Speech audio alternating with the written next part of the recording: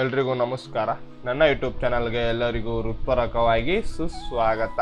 ಇವತ್ತಿನ ಶ್ಲೋಕ 7ನೇ ಶ್ಲೋಕ ಆಗಿರುತ್ತೆ. ಇವತ್ತಿನ ಶ್ಲೋಕ ಹೇಳುತ್ತೆ, ನಮ್ಮ ಧರ್ಮದ ಬಗ್ಗೆ ನಮಗೆ ಜವಾಬ್ದಾರಿಯಿಂದ ಯಾವ ಥರ ಇರಬೇಕಾಗುತ್ತೆ, ನಮ್ಮ ಧರ್ಮದ ಬಗ್ಗೆ ನಾವು ಯಾವ ಥರ ತಿಳ್ಕೋಬೇಕು, ಮತ್ತು ಧರ್ಮ ಅಂತ ಬಂದಾಗ ನಾವು ಪೂಜಿಸೋದು ಅಲ್ಲ, ಅದನ್ನು ಜವಾಬ್ದಾರಿಯಿಂದ ನೋಡಿಕೊಂಡು ಹೋಗಬೇಕು ಮತ್ತು ಒಂದು ಒಳ್ಳೆಯ ಉದ್ದೇಶದಿಂದ ನಾವು ಮುನ್ನಡಿಬೇಕು ಅನ್ನೋದು ಈ ಧರ್ಮದ ಅರ್ಥವಾಗಿರುತ್ತೆ. ಮತ್ತು ಧರ್ಮ ಅಂತ ಬಂದಾಗ ನಮಗೆ ಅಧರ್ಮಗಳು ಮತ್ತು ಇನ್ನಷ್ಟು ಧರ್ಮಗಳು ಮತ್ತು ಇನ್ನಷ್ಟು ಜಾತಿಗಳು ಮತ್ತು ಜಾತಿಗಳಲ್ಲಿ ಅದರಲ್ಲಿ ಸಹ ಭೇದ ಭಾವ ಅಂತ ನಾವು ತಿಳ್ಕೊಂತ ಬರ್ತಾ ಇರ್ತೀವಿ. ಆದರೆ ಈ ಶ್ಲೋಕ ಹೇಳುತ್ತೆ, ಧರ್ಮದ ಅಂದರೆ ಹಿಂಸೆ ಅಹಿಂಸೆಯನ್ನು ನಾವು ಯಾವ ಥರ ಒಂದು ಒಳ್ಳೆಯ ಉದಾಹರಣೆಗಳಲ್ಲಿ ಇಟ್ಕೊಳ್ತೀವಿ ಮತ್ತು ಅದನ್ನ ಧರ್ಮ ಅಂತ ನಾವು ಯಾವ ಥರ ಹೇಗೆ ಪೂಜಿಸ್ತೀವಿ ಮತ್ತು ಅದನ್ನ ನಮ್ಮ ಜವಾಬ್ದಾರಿಯಿಂದ ನೋಡ್ಕೊಂಡು ಹೋಗ್ತೀವಿ. ಮತ್ತು ಶ್ರೀ ಕೃಷ್ಣ ಪರಮಾತ್ಮ ತಿಳಿಸ್ತಾರೆ, ಈ ಧರ್ಮದ ಬಗ್ಗೆ ನೀವು ಸಂಪೂರ್ಣವಾಗಿ ಒಂದು ಅರಿವನ್ನ ಇಟ್ಕೊಳ್ಳಿ.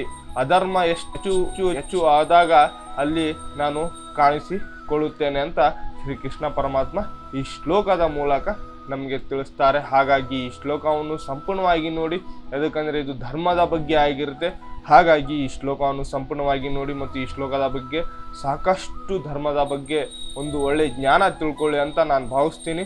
ಮತ್ತು ಇವತ್ತಿನ ಶ್ಲೋಕ ಒಂದು ಸಂಪೂರ್ಣ ಅರ್ಥ ಕೊಳ್ಳಿ ಅಂತ ನಾನು ಭಾವಿಸ್ತೀನಿ. ಮತ್ತು ಈ ಶ್ಲೋಕವನ್ನು ಸಂಪೂರ್ಣವಾಗಿ ನೋಡಿ ಮತ್ತು ನನ್ನ ಚಾನೆಲ್ನ ನೀವು ಸಬ್ಸ್ಕ್ರೈಬ್ ಮಾಡಿಲ್ಲ ಅಂದರೆ ಸಬ್ಸ್ಕ್ರೈಬ್ ಮಾಡಿ ಮತ್ತು ಇವತ್ತಿನ ಶ್ಲೋಕವನ್ನು ತಿಳ್ಕೊಳ್ಳೋಣ ಮತ್ತು ಅದರ ಬಗ್ಗೆ ಚರ್ಚಿಸೋಣ ಮತ್ತು ಅದನ್ನು ನಮ್ಮ ಜೀವನದಲ್ಲಿ ನಾವು ಅಳವಡಿಸಿಕೊಳ್ಳೋಣ ಅನ್ನೋದು ಈ ಶ್ಲೋಕದ ನಮಗೆ ಸಂಪೂರ್ಣವಾಗಿ ಅರ್ಥ ಕೊಡುತ್ತೆ.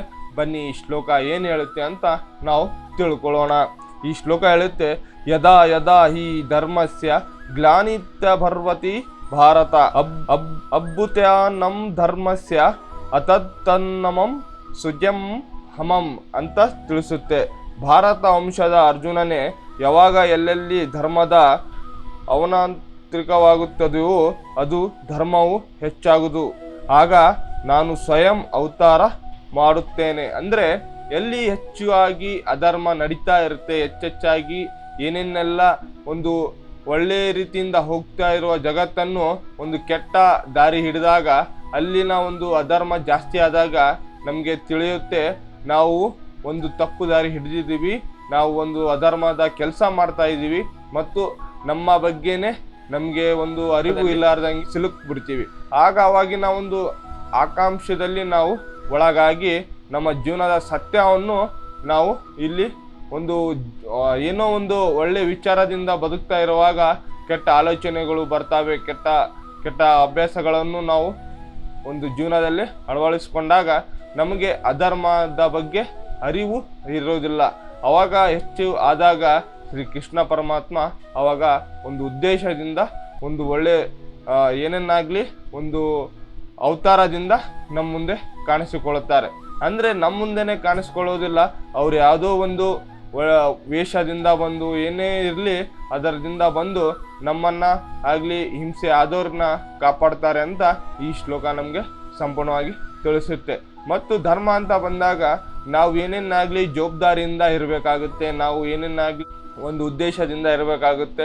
ಮತ್ತು ಧರ್ಮದಲ್ಲಿ ಸಾಕಷ್ಟು ಧರ್ಮಗಳಿದ್ದಾವೆ, ಆದರೆ ನಮ್ಮ ಧರ್ಮ ನಮಗೆ ಮುಖ್ಯ, ಇನ್ನೊಬ್ಬರ ಧರ್ಮ ಅವರಿಗೆ ಮುಖ್ಯ ಆಗಿರುತ್ತೆ. ಹಾಗಾಗಿ ನಾವು ಏನೇ ಮಾಡಲಿ ಏನೇ ಇರಲಿ ನಮ್ಮ ಸುತ್ತಮುತ್ತಲಿನ ಪರಿಸರನ ಆಗಲಿ ಏನೇ ಆಗಲಿ ನಾವು ಒಳ್ಳೆಯ ಉದ್ದೇಶದಿಂದ ಬದುಕಬೇಕು. ಮತ್ತು ಎಲ್ಲರ ಬಗ್ಗೆ ನಮ್ಮ ಸಮಾಜದಲ್ಲೇ ಆಗಲಿ ನಮ್ಮ ಗುರು ಹಿರಿಯರಾಗಲಿ ಎಲ್ಲರಿಗೂ ಸಹ ನಾವು ಒಂದು ಉದಾಹರಣೆಯಾಗಿ ಒಂದು ಉದ್ದೇಶದಿಂದ ಒಂದು ಧರ್ಮದ ಬಗ್ಗೆ ಜವಾಬ್ದಾರಿತವಾಗಿ ಇರಬೇಕಾಗುತ್ತೆ. ಮತ್ತು ಒಂದು ಒಳ್ಳೆ ವಿಚಾರಗಳು ಬಂದಾಗ ಅದನ್ನು ನಾವು ಅಧರ್ಮವಾಗಿ ಉಪಯೋಗಿಸ್ಕೊಳ್ಬಾರ್ದು, ನಮಗೆ ಒಂದು ಉದ್ದೇಶವಾಗಿ ಕಾಣಿಸ್ಕೊಳ್ಬೇಕು. ಎದಕ್ಕಂದರೆ ಇಲ್ಲಿ ಧರ್ಮದ ಬಗ್ಗೆ ಅರಿವು ಇಲ್ಲ ಅಂತ ನಾವು ತಿಳ್ಕೊಬಾರ್ದು. ಎಲ್ಲೆಲ್ಲಾಗಲಿ ಈ ಭೂಮಂಡಲದಲ್ಲಿ ಎಲ್ಲೇ ಆಗಲಿ ಕೃಷ್ಣ ಪರಮಾತ್ಮ ಅಲ್ಲಿಗೆ ಧರೆಗೆ ಇಳಿದೇ ಇಳ್ತಾನೆ. ಎದಕ್ಕಂದರೆ ನಮ್ಗೆ ಇದೇ ಸ್ಥಳದಲ್ಲಿ ಇಳಿಲಿ ಅದೇ ಸ್ಥಳದಲ್ಲಿ ಇರಲಿ ಅಂತ ಅಲ್ಲ, ಎಲ್ಲೇ ನಡೀಲಿ ಅಲ್ಲಿ ಕೃಷ್ಣ ಪರಮಾತ್ಮ ಇಳಿದೇ ಬಂದೇ ಬರ್ತಾನೆ. ಎದಕ್ಕಂದರೆ ಈ ಜೀವಿಗಳ ಪ್ರಭುನೇ ಶ್ರೀ ಕೃಷ್ಣ ಪರಮಾತ್ಮ ಅಂತ ನಾವು ಅರಿವು ಮಾಡ್ಕೊಳ್ಬೇಕಾಗತ್ತೆ. ಮತ್ತು ನಮ್ಮ ಜೀವನದಲ್ಲಿ ನಾವು ಏನೇನಾಗಲಿ ಕಾಣಿಸೋದು ಆಗಲಿ ಏನೇ ಆಗಲಿ ನಮ್ಮ ಕರ್ತವ್ಯ ಬಗ್ಗೆ ನಮಗೆ ನಿಷ್ಠೆಯಿಂದ ಇರಬೇಕಾಗುತ್ತೆ. ಮತ್ತು ನಾವು ಎಲ್ಲ ಆಸೆಗಳು ನಿರಾಸೆಗಳು ಬಂದಾಗ ಅದನ್ನು ಒಂದು ಒಳ್ಳೆ ರೀತಿಯಿಂದ ನಡ್ಕೊಂಡು ಹೋಗ್ತಾ ಇರಬೇಕಾಗುತ್ತೆ. ಯಾಕಂದರೆ ನಮ್ಮ ಜೀವನದ ಸತ್ಯ ಇಲ್ಲಿಗೆ ಅಂತಿಮ ಆಗಲ್ಲ, ಅದು ನಮ್ಮ ಜೀವನಕ್ಕೆ ಒಂದು ಉದಾಹರಣೆ ಕೊಡೋದೇ ನಮಗೆ ಧರ್ಮ. ಮತ್ತು ನಮ್ಮ ಧರ್ಮ ಇದ್ದರೆ ಮಾತ್ರ ನಾವು ಜೀವಿಸೋಕೆ ಆಗೋದು. ಎಲ್ಲೆಲ್ಲಿ ಒಂದು ಕಷ್ಟಗಳು ಬರುತ್ತೆ, ಏನೇ ಬರುತ್ತೆ, ಅದನ್ನು ನಾವು ಸಹಿಸ್ಕೊಂಡು ನಮ್ಮ ಧರ್ಮವನ್ನು ನಾವು ಉಳಿಸ್ಕೊಂಡು ಹೋಗ್ತಾ ಇರಬೇಕಾಗುತ್ತೆ. ಮತ್ತು ಧರ್ಮ ಅಂತ ನಾವು ತಿಳಿಸಿದಾಗ ಧರ್ಮ ಬಂದ ಗುಟ್ಲೆ ನಾವು ಆ ಧರ್ಮದವರು ಈ ಧರ್ಮದವರು, ನಮ್ಗೆ ಈ ಧರ್ಮ ಯಾಕೆ ಬೇಕು ಅಂದರೆ ಎಲ್ಲಿ ಒಂದು ಹುಟ್ಟಿದ ಸ್ಥಳ ಆಗುತ್ತೆ ಅದೇ ರೀತಿಯಾಗಿ ನಾವು ಯಾವುದು ನಮಗೆ ಹುಟ್ಟಿದ ತಕ್ಷಣ ಸಿಗುತ್ತೋ ಅದನ್ನೇ ನಾವು ಸಂಪೂರ್ಣವಾಗಿ ಮುಂದಕ್ಕೆ ತಗೊಂತ ಹೋಗ್ಬೇಕಾಗತ್ತೆ. ಹಾಗಾಗಿ ಈ ಧರ್ಮ ಅಂತ ಬಂದಾಗ ನಾವು ಸಾಕಷ್ಟು ಆಲೋಚನೆಗಳು ಮಾಡಬೇಕು. ಧರ್ಮ ಅಂತ ಬಂದಾಗ ಸಮಾಜದಲ್ಲಿ ಸುತ್ತಮುತ್ತಲದಲ್ಲಿ ನಾವು ಒಂದು ಒಳ್ಳೆ ಉದಾಹರಣೆ ಕೊಡಬೇಕಾಗುತ್ತೆ. ಮತ್ತು ಧರ್ಮಗಳನ್ನು ಹಿಂಸೆ ಮಾಡೋರಿಗೆ ಶ್ರೀ ಕೃಷ್ಣ ಪರಮಾತ್ಮನೇ ವೇಷದಿಂದವಾಗಿ ಅವರನ್ನು ಕಾಪಾಡ್ತಾನೆ ಅಂತ ನಾವು ಭಾವಿಸ್ಬೇಕು. ಮತ್ತು ಇವತ್ತಿನ ಸಾಪ್ತವಾಗಿ ಅಂದರೆ ಒಂದು ಒಳ್ಳೆ ಉದ್ದೇಶದಿಂದ ನಮಗೆ ಕೃಷ್ಣ ಪರಮಾತ್ಮ ನಮಗೆ ತಿಳಿಸ್ತಾರೆ. ಉದ್ದೇಶದಿಂದ ಯಾವ ಥರ ಇರಬೇಕು, ಶಿಸ್ತಿನಿಂದ ಯಾವ ಥರ ಇರಬೇಕಂತ ನಾವು ತಿಳ್ಕೊಳ್ಳೋಣ ಬನ್ನಿ. ಶಿಸ್ತು ಮತ್ತು ನೈತಿಕತೆ ಅಂದರೆ ಧರ್ಮ ಎಂದರೆ ಕೇವಲ ಪೂಜೆ ಅಲ್ಲ, ಅದು ನಾವು ಪಾಲಿಸಬೇಕಾದ ಸರಿಯಾದ ದಾರಿ. ಕೆಲಸದಲ್ಲಿ ಪ್ರಾಮಾಣಿಕತೆ, ಕುಟುಂಬದಲ್ಲಿ ಪ್ರೀತಿ ಮತ್ತು ಸಮಾಜದಲ್ಲಿ ಜವಾಬ್ದಾರಿತವಾಗಿ ಇರೋದೇ ಧರ್ಮ.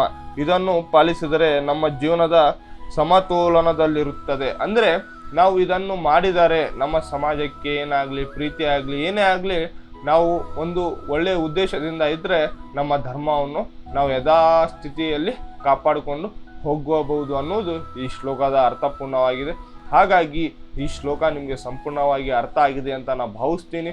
ಮತ್ತು ಇವತ್ತಿನ ಶ್ಲೋಕವನ್ನು ನಾನು ಇಲ್ಲಿಗೆ ಮುಕ್ತಾಯಗೊಳಿಸ್ತೀನಿ. ಇವತ್ತಿನ ಶ್ಲೋಕ ಮುಕ್ತಾಯಗೊಳಿಸೋಕ್ಕಿಂತ ಮೊದಲು ಒಂದು ಶ್ರೀ ಕೃಷ್ಣ ಪರಮಾತ್ಮನ ಜಪ ಮಾಡೋಣ ಬನ್ನಿ. ಹರೇ ಕೃಷ್ಣ ಕೃಷ್ಣ ಕೃಷ್ಣ ಹರೇ ಹರೇ, ಹರೇ ರಾಮ್ ರಾಮ್ ರಾಮ್ ಹರೇ ಹರೇ. ಎಲ್ಲರಿಗೂ ಹೃತ್ಪೂರ್ವಕವಾಗಿ ನಮಸ್ಕಾರಗಳು.